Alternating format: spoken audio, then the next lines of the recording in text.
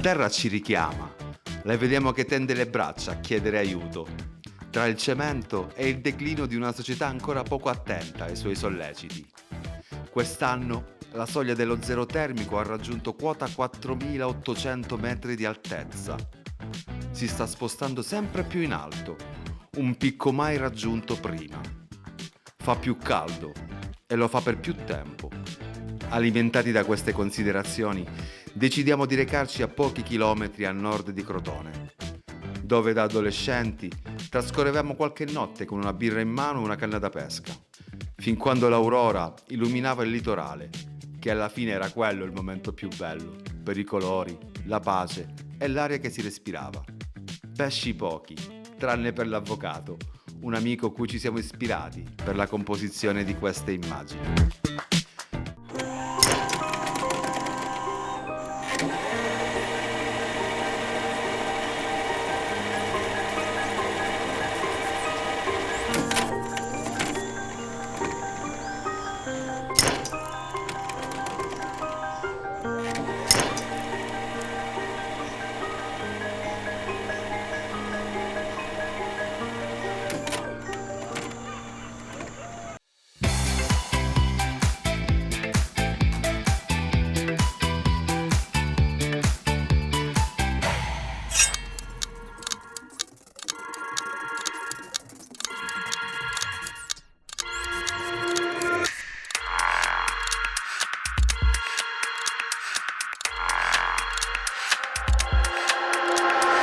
Ogni giorno è diverso dall'altro, ogni alba porta con sé il suo speciale miracolo, il suo istante magico, in cui si distruggono gli universi passati e nascono nuove stelle. I Navajo, infatti, insegnano ai loro bambini che ogni mattina il sole che sorge è un sole nuovo, nasce ogni giorno, vive solo per quel giorno, muore alla sera e non ritornerà più. Dicono ai loro bambini: il sole ha solo questo giorno, un giorno. Vivi bene la tua vita, in modo che il sole non abbia sprecato il suo tempo prezioso.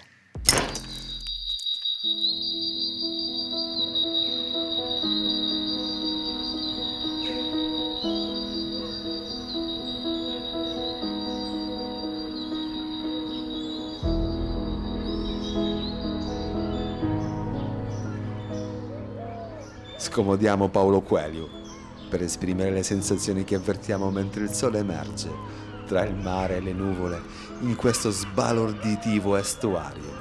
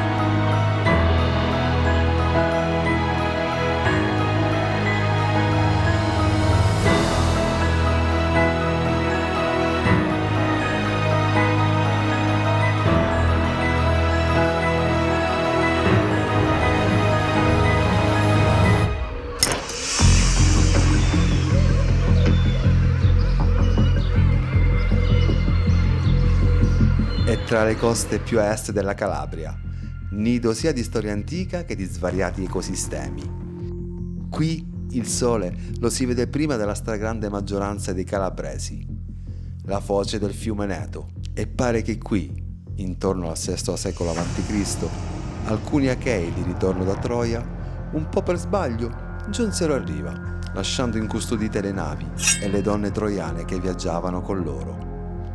Le donne, stanche del loro navigare, diedero fuoco alle navi, costringendo di fatto gli Achei ad insediarsi in questo territorio, favoriti anche dalla produttività delle terre ancora oggi fertili e coltivate.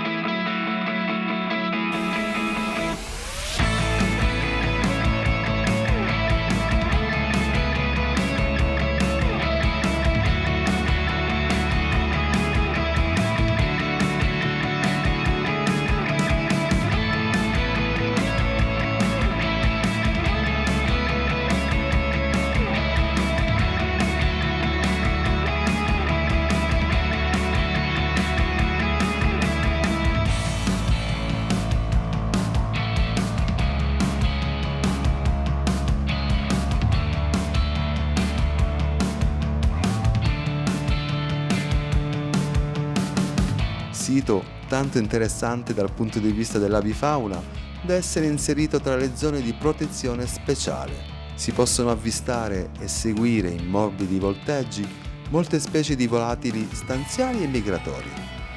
In base alle stagioni, oltre alle cicogne, i cormorani, gli aironi cenerini stanziali, si possono intravedere upupa, anatre e rondoni.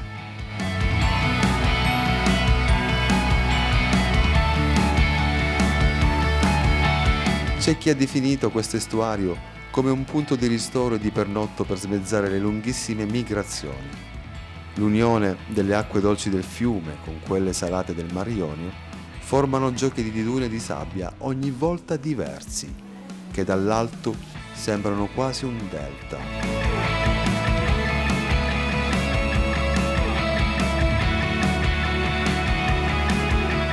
La parte sud si dilunga in chilometri di spiagge incontaminate che diventano habitat naturale, oasi perfetta per la schiusa di tartarughe marine, verso la fine dell'estate. Di fianco, boschi di eucalipto e pini marittimi si alternano a dune di macchie mediterranee.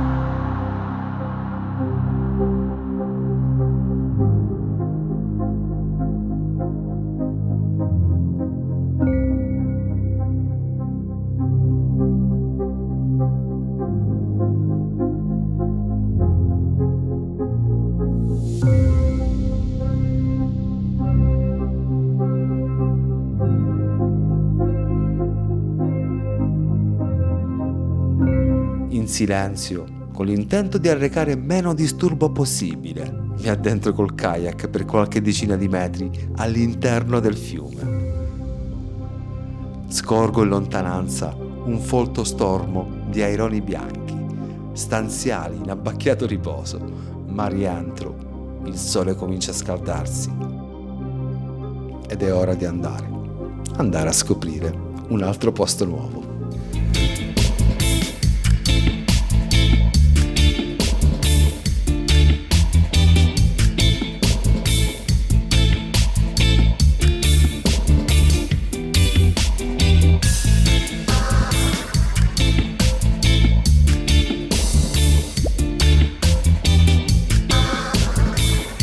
La foce del Neto è il luogo ideale quando vuoi conforto, un abbraccio, un sorriso, una manifestazione di resistenza della natura.